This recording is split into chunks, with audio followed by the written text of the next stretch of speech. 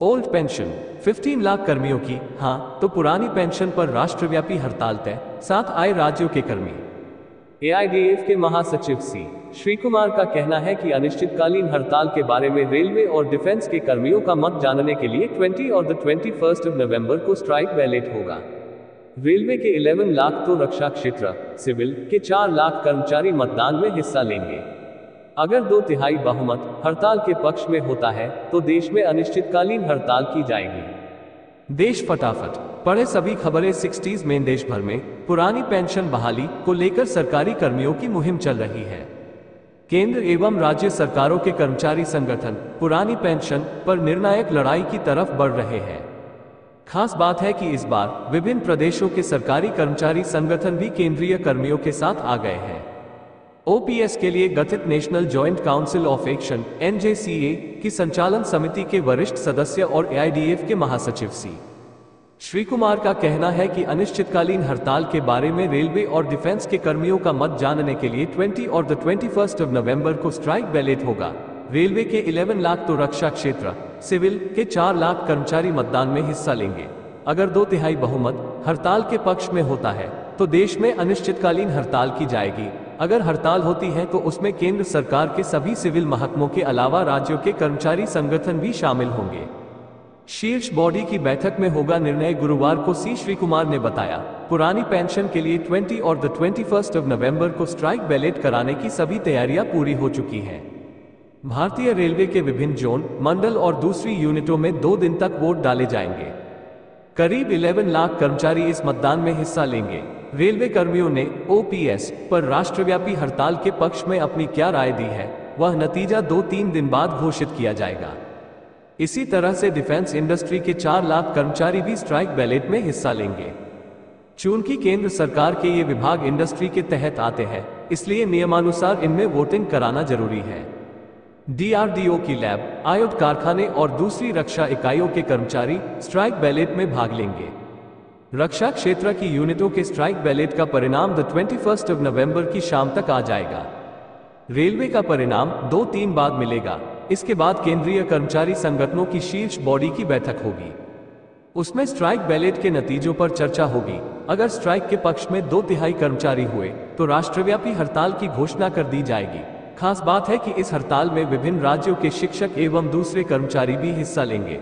कठोर निर्णय होने की स्थिति में केंद्र एवं राज्यों में सरकारी कर्मचारी अनिश्चितकालीन हड़ताल पर चले जाएंगे। उस अवस्था में रेल थम जाएंगी।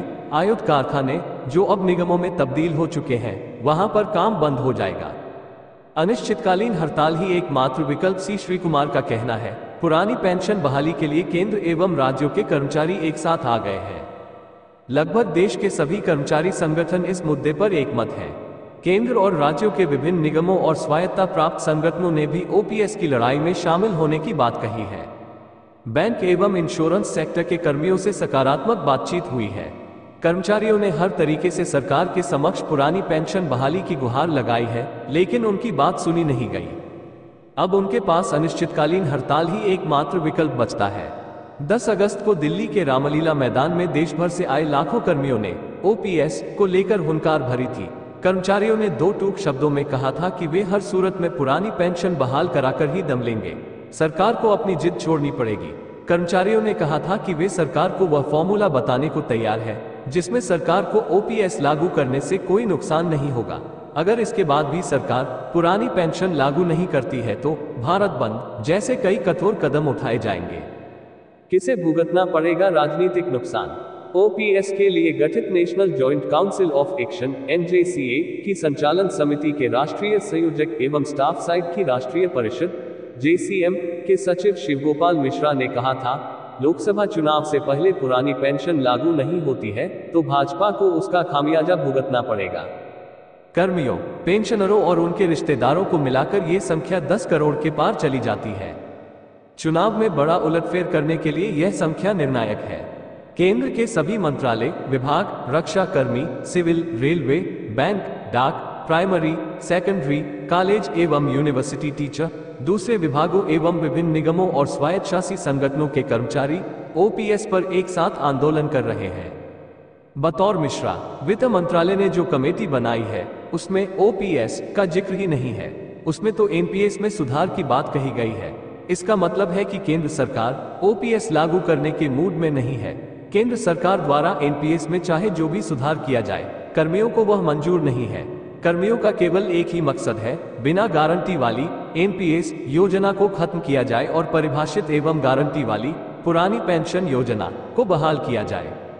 18 साल बाद रिटायर हुए कर्मी को मिली इतनी पेंशन, शिव गोपाल मिश्रा ने बताया। एनपीएस में कर्मियों जो पेंशन मिल रही है उतनी तो बुढ़ावा पेंशन ही है।